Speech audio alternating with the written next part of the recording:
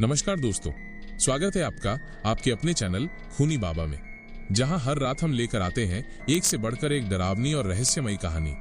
आज की कहानी है बंद नाली द क्लॉक ड्रेन। तो बुझा दीजिए कमरे की लाइट, संभाल लीजिए अपना दिल और तैयार हो जाइए इस डरावनी सफर पर चलने के लिए।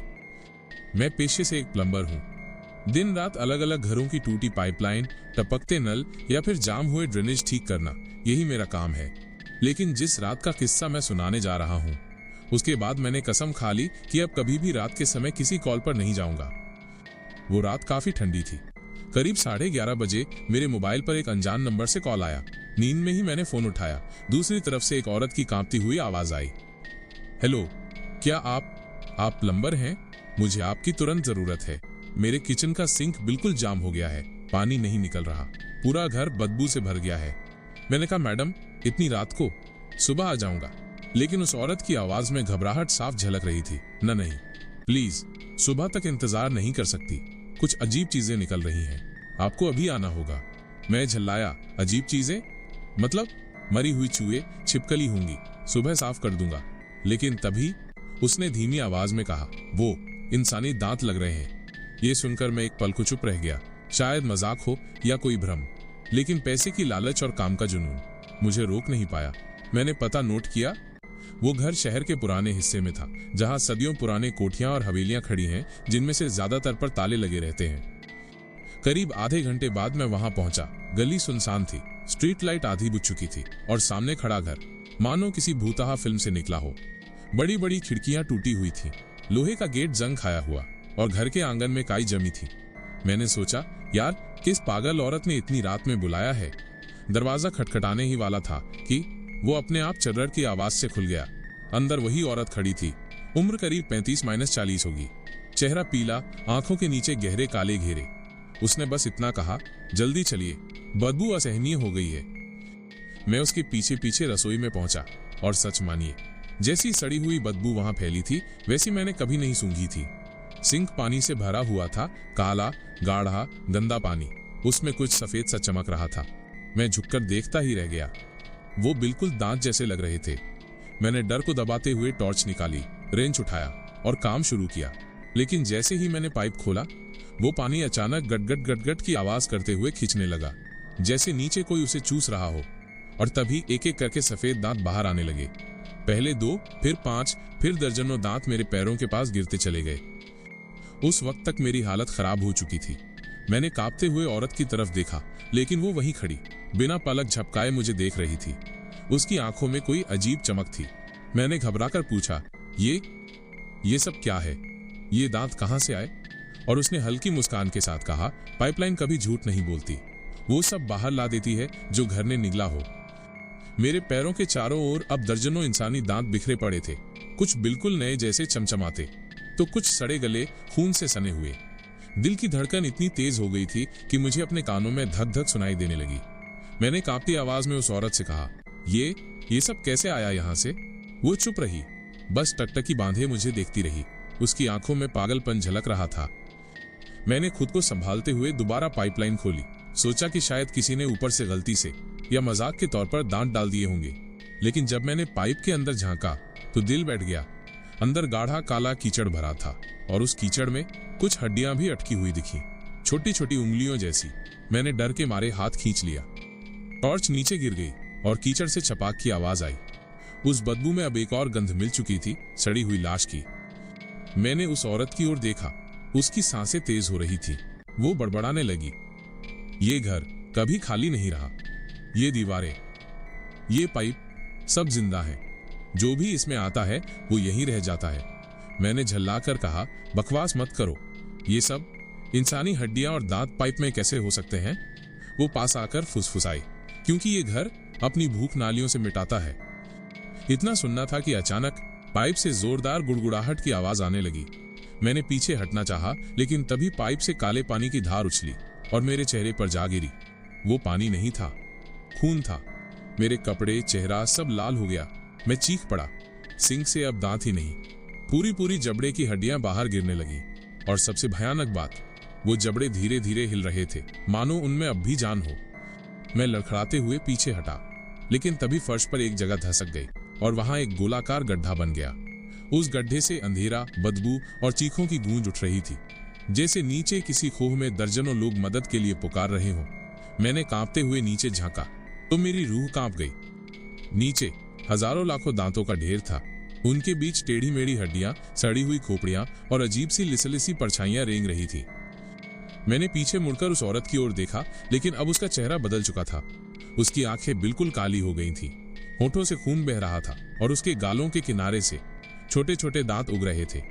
वो धीमी हंसी के साथ बोली, तुम्हें लगा तुम्हें यहाँ काम के लिए बुलाया गया है? नहीं, तुम्हें बुलाया गया है खिलाने के लिए। उसकी हंसी पूरे घर में गूंजने लगी और दीवारों से भी वही आवाजें टकराने लगी, जैसे पूरा घर हंस रहा हो। मैं डर से पागल हो चुका था। अब सिर्फ एक ही सवाल मेरे दिमाग में गूंज रहा था, क्या मैं जिंदा बाहर निकल पाऊंगा या इस घर की नालियों में हमेशा के लिए दब जाऊंगा? मैं उस गड्ढे से निकलती बदबू और चीखों को देखकर पत्थर सा हो गया था। पैर कांप रहे थे, सांसें तेज, और हाथ से रिंच कब गिर गया पता ही नहीं चला। नीचे हजारों दांतों के बीच कुछ हिलता डुलता दिख रहा था, काली चिपचिपी आकृति, मानो नालियों का सारा कीचड़ किसी इंसानी आकार में ढल रहा हो। धीरे धीरे गड्ढे से एक आकृति बाहर आने लगी। उसका शरीर पूरी तरह गाढ़े काले गंदे पानी और सड़े हुए मांस से बना था, लेकिन सबसे डरावनी चीज थी, उसके पूरे शरीर पर हजारों इंसानी दांत चिपके हुए थे। चेहरे पर आंखें नहीं थी, बस चौड़ा हड्डियों जैसा मुंह जो हर पल हिल रहा था। जैसे ही वो ऊपर आया, पूरे घर की पाइपलाइन गड़गड़ाने लगी, नल से खून टपकने लगा और दीवारों से फुसफुसाहट आने लगी। भूख, भूख, भूख। वो औरत अचानक उस प्राणी के सामने घुटनों के बल बैठ गई। उसकी आवाज बदल चुकी थी, अब वो किसी पुजारी की तरह मंत्रोच्चारण करने लगी। हे मालिक, आज का शिकार हाजिर है, इस प्लम्बर को भी अपने दांतों में समा लीजिए। मैंने चीखते हुए दरवाजे की तरफ दौड़ लगाई, लेकिन दरवाजा बंद था। कितना भी खींचा पीटा, वो हिला तक नहीं, और ऊपर से नालियों से खून रिसने लगा, जो धीरे धीरे पूरे फर्श पर फैल रहा था। अचानक वो प्राणी चीखते हुए मेरी ओर झपटा। उसके दांत खड़खड़ाने लगे, मानो हजारों चाकू एक साथ रगड़े जा रहे हों। मैंने पास पड़ी टॉर्च उठाई और पूरी ताकत से उसके चेहरे पर मारी। एक पल को वो पीछे हटा, लेकिन जैसे ही उसकी चमड़ी पर चोट लगी, उसके शरीर से दर्जनों दांत टूटकर खट खट खट की आवाज करते हुए जमीन पर बिखर गए। मैं समझ गया, ये चीज पूरी तरह दांतों से बनी है। डर और गुस्से में मैंने वहीं पड़ा रिंच उठाया, सिंक के नीचे वाली पाइप की ओर भागा। अगर मैं पूरे प्रेशर से पाइप तोड़ दूं, तो शायद पानी का बहाव उसे खींचकर वापस नालियों में ले जाए। मैंने पूरी ताकत से पाइप पर चोट मारी, पहली बार, दूसरी बार, तीसरी बार, और तभी पूरी पाइपलाइन फट गई। तेज प्रेशर से काला पानी बाहर फूट पड़ा। वो पानी इतना जोरदार था कि उस दांतीय प्राणी को घसीटते हुए वापस गड्ढे की ओर धकेलने लगा। वो चिल्ला रहा था, उसकी चीख मानो सीधा मेरे दिमाग को फाड़ रही थी। लेकिन जैसे ही वो प्राणी पीछे खिंचा, वो औरत अचानक चीख पड़ी, मेरे मालिक को मत ले जाओ। वो भी गड्ढे की ओर कूद गई और अगले ही पल उसके शरीर को हजारों दांतों ने नोच डाला। उसकी चीखें गूंजती रहीं और फिर सब खामोश हो गया। गड्ढा धीरे धीरे बंद होने लगा, पाइपलाइन की आवाज थम गई, खून की धारा रुक गई। मैं जमीन पर गिर पड़ा, सांसें फूल रही थीं। दरवाजा अचानक चर्रर की आवाज के साथ अपने आप खुल गया। मैं भागता हुआ घर से बाहर निकला, पीछे मुड़कर देखने की हिम्मत तक नहीं हुई। लेकिन जैसे ही मैं गली के बाहर पहुंचा, मेरे कानों में वही आवाज गूंजी, भूख, भूख। मैंने पलटकर देखा, उस घर की टूटी खिड़की से एक हाथ बाहर निकला था। वो हाथ नहीं, बल्कि दांतों से ढका हुआ पंजा था। उसने धीरे धीरे खिड़की के फ्रेम को खरोंचा और फिर गायब हो गया। उस रात मैं किसी तरह भागकर अपने घर पहुंचा। कपड़े खून और कीचड़ से सने हुए थे, चेहरा अब तक उस भयानक नजारे से सुन्न पड़ा था। मैंने दरवाजा बंद किया, खुद को आईने में देखा, आंखें लाल, होठ सूखे और शरीर कांप रहा था। मैं बार बार खुद को यही समझाता रहा, शायद ये सब मेरा वहम था, शायद नींद की कमी और बदबू ने दिमाग खराब कर दिया। लेकिन फर्श पर बिखरे दांतों की आवाज अब भी मेरे कानों में गूंज रही थी। अगली सुबह अखबार खोला तो सिर घूम गया। उस गली में जहां वो पुराना घर था, किसी औरत की लाश मिली थी। लाश का चेहरा पहचान से बाहर था, उसके पूरे जबड़े और दांत गायब थे। रिपोर्ट में लिखा था, शायद किसी जानवर ने नोच डाला। लेकिन मैं जानता था, ये किसी जानवर का काम नहीं था, ये काम वही प्राणी कर रहा था। उस रात जब मैं अपने घर के बाथरूम में गया, तो सिंक से अजीब गड़गड़ाहट की आवाज आने लगी। मैं डर के मारे जड़ हो गया। धीरे धीरे पानी भूरा होने लगा और उसमें कुछ सफेद चमकने लगा। मैंने कांपते हुए टॉर्च जलाई और देखा, दांत। मेरे अपने घर की नाली से भी इंसानी दांत निकल रहे थे। डर और हैरानी में मैं बाहर भागा। पड़ोसियों के घरों से भी आवाजें आ रही थीं। कहीं से गड़गड़ाहट, कहीं से चीखें और कहीं से बहते पानी की लाल चमक। एक बूढ़ी औरत गली में चिल्ला रही थी, नालियां भूखी हैं, ये पूरा इलाका इनके कब्जे में है। मैंने देखा सड़क के बीच में बना मैनहोल धीरे धीरे हिल रहा था। उसके ढक्कन के किनारों से खून रिस रहा था और अंदर से आवाजें आ रही थीं, भूख भूख भूख। अचानक मैनहोल का ढक्कन धड़ाम से उछलकर गिरा और उसमें से वही दांतीय प्राणी बाहर निकला। लेकिन इस बार वो अकेला नहीं था। उसके पीछे पीछे कई और आकृतियां निकल रही थी, हर एक इंसानी दांतों और हड्डियों से बनी हुई। पूरा मोहल्ला चीखों से गूंज उठा। लोग भागने लगे, लेकिन वो प्राणी जिसे पकड़ते उसे नालियों में खींच ले जाते।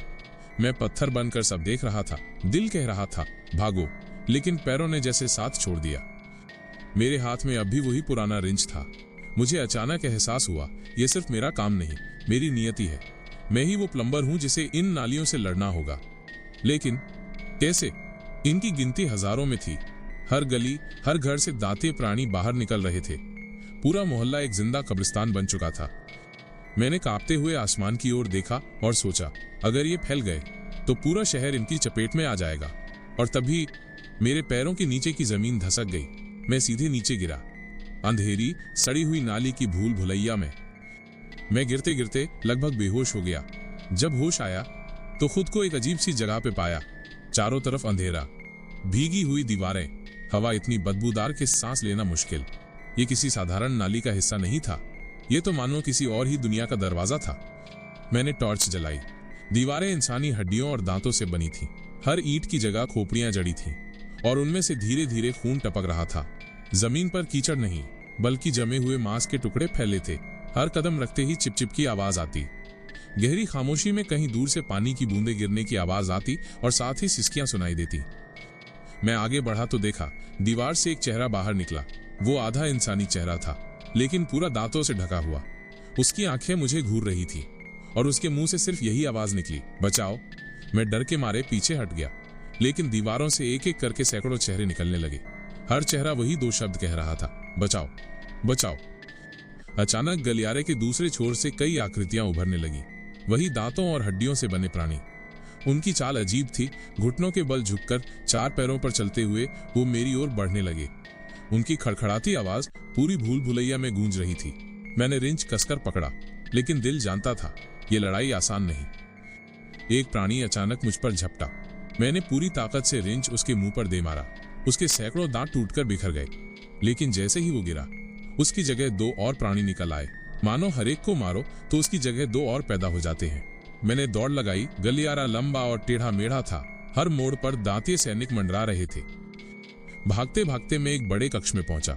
वहां बीचों बीच एक विशालकाय जबड़ा रखा था, इतना बड़ा कि उसमें इंसान को पूरा निगलने की जगह थी। उस जबड़े के ऊपर काले पानी का फव्वारा बह रहा था और उसके चारों तरफ हजारों दांत जमीन में उगते पौधों की तरह खड़े थे। मैं कांपते हुए समझ गया, यही इन सबका स्रोत है।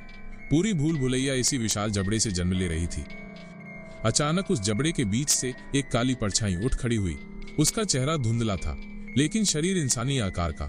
उसकी आंखें लाल जल रही थी और उसके हाथों की उंगलियों की जगह तेज धार वाले दांत उगे हुए थे। उसने धीमी लेकिन गूंजदार आवाज में कहा, तूने मेरी भूख में खलल डाला है इंसान, अब तुझे भी हमारी नालियों का हिस्सा बनना होगा। वो प्राणी धीरे धीरे मेरी ओर बढ़ने लगा। उसके हर कदम से जमीन हिल रही थी, हवा और सड़ांध भारी हो रही थी। मैंने हिम्मत जुटाई और सोचा, अगर मैंने इस जबड़े को नष्ट कर दिया तो शायद पूरा जाल टूट जाएगा। मैंने पूरी ताकत से रिंच उठाया और उस विशाल जबड़े की ओर दौड़ा। वो काला प्राणी मेरे पीछे पीछे चीखते हुए झपटा, लेकिन अब मेरे पास डरने का वक्त नहीं था। मैंने छलांग लगाई और रिंच को पूरे जोर से जबड़े के बीच दे मारा। धड़ाम! पूरा कक्ष हिल गया। जबड़े की हड्डियां चर्रर चर्रर की आवाज करने लगी। उसमें जमे हुए हजारों दांत टूटकर चारों ओर बिखर गए। काले पानी का फव्वारा अचानक तेजी से उबलने लगा। दीवारें कांपने लगी और दांती सैनिक दर्द से चीखते हुए जमीन पर गिरने लगे। वो विशालकाय प्राणी दहाड़ा नहीं। उसकी लाल आंखें बुझने लगी। उसके शरीर से दांत टूट टूट कर गिरने लगे, जैसे उसका पूरा वजूद धीरे धीरे बिखर रहा हो। उसने आखिरी बार मेरी ओर हाथ बढ़ाया, लेकिन उसके हाथ हवा में ही बिखर गए और वो पूरे का पूरा उस फटते हुए जबड़े में समा गया। पूरा कक्ष अब टूट रहा था। दीवारें दरक रही थीं। नालियों से खून की जगह पानी बहने लगा। मैं भागते हुए गलियारों से निकला। हर दीवार, हर हड्डी, हर दांत धीरे धीरे राख में बदल रहे थे। आखिरकार मैं उस गड्ढे से बाहर निकल आया जहां से नीचे गिरा था, और धड़ाम की आवाज के साथ गड्ढा अपने आप बंद हो गया। गली में अब सन्नाटा था, न दांते प्राणी, न चीखें, न खून, सिर्फ टूटी फूटी सड़क और वीरान घर। मैं थक कर वहीं बैठ गया। रिंच अब भी मेरे हाथ में था, लेकिन उसकी चमक बुझ चुकी थी, जैसे उसने भी सब कुछ झेल लिया हो। तो दोस्तों, ये थी आज की डरावनी और रहस्यमयी कहानी, बंद नाली, द क्लॉग ड्रेन। क्या आपने गौर किया? हमारे घरों की पाइपलाइन, नालियां, सिंक, जिन्हें हम रोज इस्तेमाल करते हैं, कभी कभी उनमें से ऐसी ऐसी चीजें निकलती हैं जिनका सच हम जानना ही नहीं चाहते। सोचिए, अगर आज रात जब आप अपने घर का नल खोलें और उसमें से इंसानी दांत निकल आए, तो आप क्या करेंगे? क्या आप ये मानेंगे कि वो सिर्फ गंदगी है, या फिर समझ पाएंगे कि शायद आपकी नाली भी भूखी है? अगर आपको ये कहानी पसंद आई हो तो इसे लाइक और शेयर जरूर करें। और हाँ, अगर आप ऐसी ही डरावनी कहानियां हर रात सुनना चाहते हैं तो हमारे चैनल खूनी बाबा को सब्सक्राइब करना ना भूलें। हम फिर मिलेंगे एक और दिल दहला देने वाली खूनी और रहस्यमयी कहानी के साथ। तब तक अपनी नालियों से सावधान रहिए, क्योंकि पता नहीं उनमें क्या छुपा हो।